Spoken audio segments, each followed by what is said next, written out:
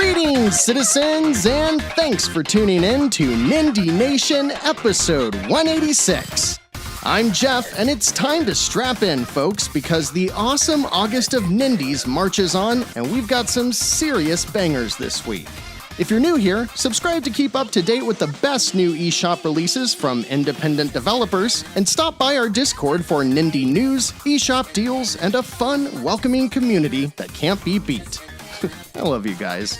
Also, let me know down in the comments if you plan on checking out any of this week's new releases, or if we missed a game that you think deserves a second look.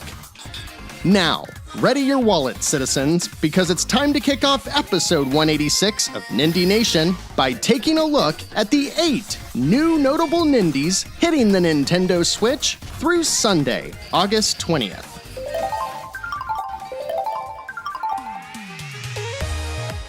And we kick things off on Tuesday the 15th with the sequel to one of the best games in the genre we like to call a zany multiplayer party game with a gimmick. And that gimmick is fart. Well, at least in Moving Out 2, you play as a furniture arrangement relocation technician working to receive their fart certification. See what they did there? If you're not aware, Moving Out is all about working by yourself, or preferably with up to 3 others, to move furniture out of a home or business as efficiently as possible. And the situations you're placed in always lead to hilarious physics tomfoolery. Developed by the Aussies over at SMG Studio and published by the fine folks at Team 17, I have every reason to believe that this will be an excellent game that delivers on everything the original and its expansions could deliver. But that right there is kinda my hang-up. See, the sequel launches for $30, and from what I can tell, there's only 2 really big changes. First, instead of the mostly realistic locations from the original, now you use a dimensional portal to warp into all kinds of crazy places. I'm sure that it's fun and probably leads to some ridiculous situations, but the other update, for many at least, is much more significant. It was such a glaring omission that Moving Out didn't have online multiplayer, especially when it launched in April of 2020. And I'm happy to report that the sequel is launching with full online multiplayer, complete with cross-console play. Those are both great, but I'm still not seeing too much more beyond that. And for that reason, I do wholeheartedly recommend Moving Out 2, but if you got your fill from the original and you're not trying to play online with friends, maybe wait for reviews or check out the demo just to make sure there's enough there to warrant the full-price sequel. Okay? Also on the 15th, I was pleasantly surprised to see Astro Starfighter, the next sci-fi shmup by developer Sator Entertainment. Their last game, IAI, was a similar shmup with solid gameplay and a permanent progression system that gave it a bit of a roguelike flair. I really enjoyed and frequently recommend it when it's on sale because it's a fun, albeit pretty janky little game that doesn't overstay its welcome and packs a horribly translated, totally nonsense story that cracked me up constantly. Astro looks to be more of the same, and after playing through about half of it this past weekend, I can confidently say that, yep, it's the next version of IAI. Unfortunately, it's also pretty janky and has some frame rate issues, but I still had fun with it and expect to play it to completion. Also published by Sometimes You, it releases with a 20% discount for $7.99. And while it may not be as complex or as challenging as the genre greats, I think it's a good time. $8 is a fair price as long as you can tolerate some indie jank, and of course it could always get a performance patch, but if you like what you see and you're still on the fence, just throw it on your wishlist and check out the demo for IAI. Moving on to Thursday the 17th, it is finally time, my friends. After a couple years of not so patiently waiting for the port, and nearly a year of shameless ripoffs flooding the eShop, at long last, Vampire Survivors makes its debut on the eShop by way of Ponkel for $4.49. Hey, come here. I don't care who you are or what you think you like, just buy this game and give it like 3 runs before making up your mind. If you've been living under a rock or just chose not to pay attention since this game released to Steam in early access back in late 2021, Vampire Survivors is what most would call an auto-roguelike. You pick a character, you pick a level, then your goal is to survive for 10, 15, or 30 minutes depending on the mode you select. Attacks and abilities will happen automatically, and your job is simply to move your character around to stay within attack range and out of harm's way. Pick up coins and gems, level up, and then select your upgrades to build a character that suits your specific run. When you die, you spend your coins on permanent upgrades and then watch as hundreds of weapons, items, abilities, cards, levels, and characters unlock just over time. The first time I played Vampire Survivors, I didn't really care for it. Then a couple days later, I loaded it up while sitting on a boring Friday afternoon conference call, and by time Monday rolled around, I had clocked over 18 hours in the span of a weekend. It's the most time I've ever put into a game in that short of a time frame, and I still regularly go back to it for a day or two all the time on mobile, PC, Xbox, and now the Switch. Alongside the Switch release, we're getting co-op for the first time, which has the potential to be super fun. And we're also getting both of the DLC packs. Both are great and expand the game quite a bit for just a couple of bucks, but with so much to unlock from the jump, if you want to save a couple hundred pennies, I think it's safe to wait. I've got a feeling that the Switch is where this immensely popular game is probably going to find its largest audience yet, and I'm very much looking forward to getting sucked in all over again. But what about you? Tell me down in the comments if you've played Vampire Survivors, which platform was your favorite if so, and if you plan on picking up the Switch version. And by the way, don't forget that it is free on mobile if you want to give it a shot first. Next up in this jam-packed week, we've got a game that, if you've never heard of it, you're about to find a new love for, because Marble It Up Ultra launches with a discount for $26.99. You might think this is just a Monkey Ball clone, and it kind of is, but it's also so much more. Starting out as Marble Blast for the Xbox in 2002, it saw a couple of revisions before turning into Marble It Up for the Xbox 360. A couple more revisions later, and it's achieving its final form on the Switch, complete with over 100 levels, co-op online or off, and a suite of multiplayer modes as simple as racing or as robust as a full Rocket League-esque soccer game. Sometimes you're playing a level like Monkey Ball where you just race to the finish, but oftentimes you'll find yourself solving complex puzzles or just barely squeezing past intricate obstacle courses. There's even a bunch of platforming thanks to the game's shockingly impressive physics engine. So yes, while it does look like Monkey Ball, it really is so much more. Now, granted, I'm basing my impressions off of playing this series for the better part of 20 years, but I've yet to see them release a subpar version. So, citizens, I say get hyped for this one, as Marble It Up Ultra comes with Nindy Nation's highest recommendation. And then we've got Nico Journey by Fiaz and Axios Games. It's a 2.5D game with a little furry girl who runs from tentacle monsters, and it's M-rated. Why is it M-O? Oh no. Sable's Grimoire, Man and Elf, is a visual novel following Sable and Leisha. It says, "With the chaos going on around them, is a tender moment between man and elf too much to wish for?"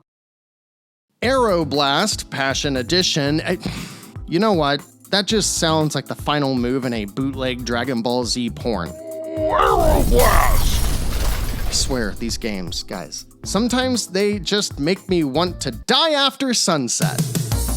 Now, this is a game that I mentioned last week, and after researching it more, I'm both more and less excited than I was last week. It's a third-person action roguelike shooter. Reminds me a lot of Risk of Rain 2, but with a more Fortnite or Borderlands-like style, and maybe more of an extraction shooter format because you go to a location, defeat a bunch of monsters, and then if you don't get out before sunset, they all turn into big bad mutants, hence the name.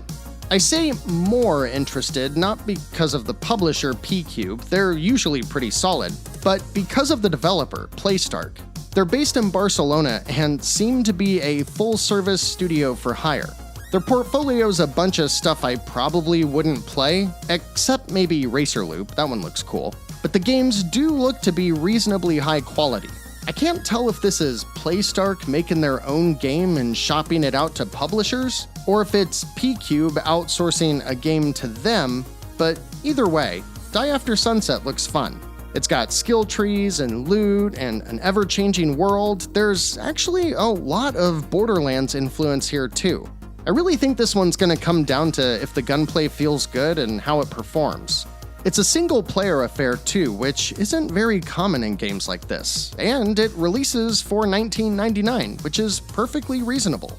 I'll be watching reviews for this one very closely, but for just a bit more insight into how this game works, Die After Sunset includes procedurally generated levels, roguelike mechanics, and RPG elements!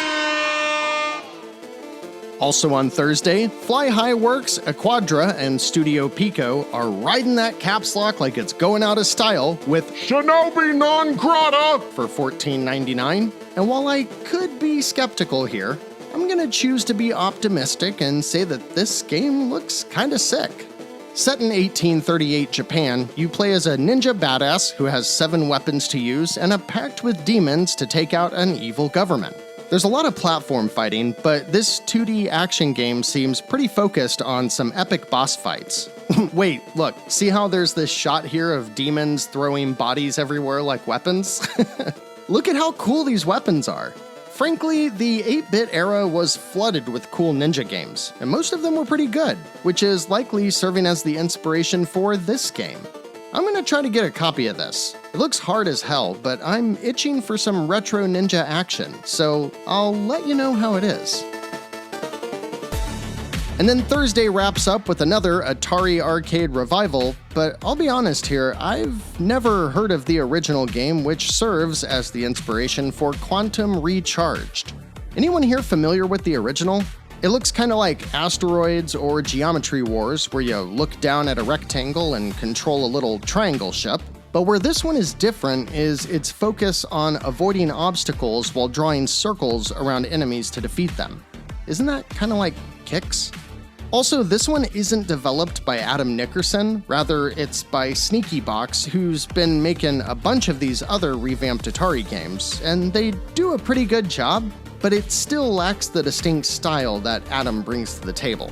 It's still got cool music and it still looks fun though, so if you're into it, you can pick it up for $9.99.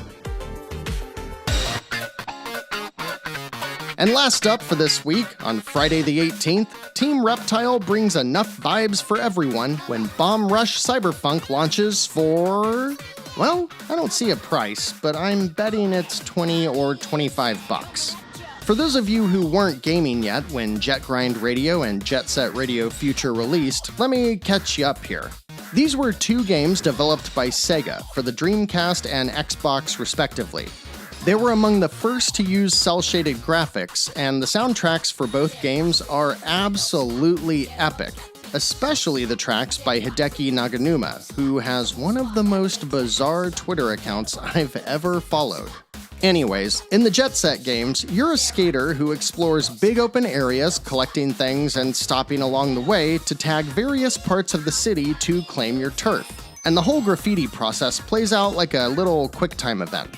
As you moved into the other turfs, enemies and police would chase you, challenging you to races and such, and it generally had a vibe of very early open-ish world games, and I loved them both. So most of what I just described seems to be the case for Bomb Rush Cyberfunk too, except this time there is far more variety in the mini-games and QuickTime events, like now there's a whole system around breakdancing, and they went to great lengths to motion capture all of it to make it as realistic as possible. And it looks really cool. There's 5 boroughs to explore and tag, and instead of just skates, now you have skateboards, BMX bikes, and even, like, rocket boots or something. It really does feel like a modernized homage to Jet Set, and bringing Naganuma back for the soundtrack seals the deal even further. Team Reptile are no slouches either, with their first game, 2012's Megabyte Punch, being a moderately well-received customizable robot brawler, and then they really hit their stride with the Lethal League series for PC, which was like a mix of dodgeball and basketball, and it received really good reviews.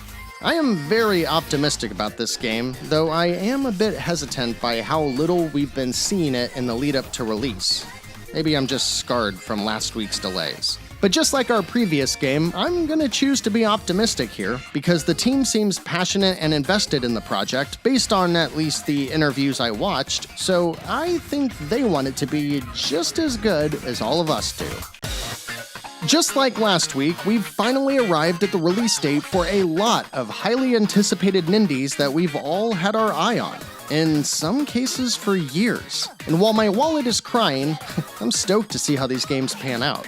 What about you? We've got a wide spread of titles to pick from this week. Vampire Survivors is an easy must-buy for me, Astro Flame will be a quick palate cleanser in between other games, and I can't wait to see a whole new audience discover Marble It Up. But Bomb Rush Cyberfunk is the game I'm most looking forward to. Tell me down in the comments what you plan on picking up, and please let me know if I missed anything, just like your fellow citizen Nerd is the Word did. He picked up last week's retro 2D platformer, The Mysterious Adventure of Michael, and said it's a fun, challenging throwback with puzzles, collectibles, a bit of precision platforming, and if you get stuck, some optional assistance so that you can see the game through. Thanks for sharing, man, and to the rest of you, please tell me if there's a hidden gem out there somewhere among the dozens of new releases that we should call out. Coming up on episode 187, we can finally get our hands on Blasphemous 2, which is looking awesome. Shotgun King is the trifecta chess game that you never knew you needed, and we'll see if the zany multiplayer party game with a gimmick, otherwise known as King of the Hat, finally sticks a release date after years of delays. And I've got my eyes on Gensha, a Souls-like Metroidvania that's attempting to redefine this crowded genre. But that's all for next week, citizens, because we're all done for today. Thanks so much for watching, liking, commenting, subscribing, and sharing Nindy Nation with others. Until next week, I'm Jeff. This has been Nindy Nation episode 186. And remember, no matter what type of game you're looking for, Nindy Nation will be right here to help you find just the thing to keep your Joy-Cons synced.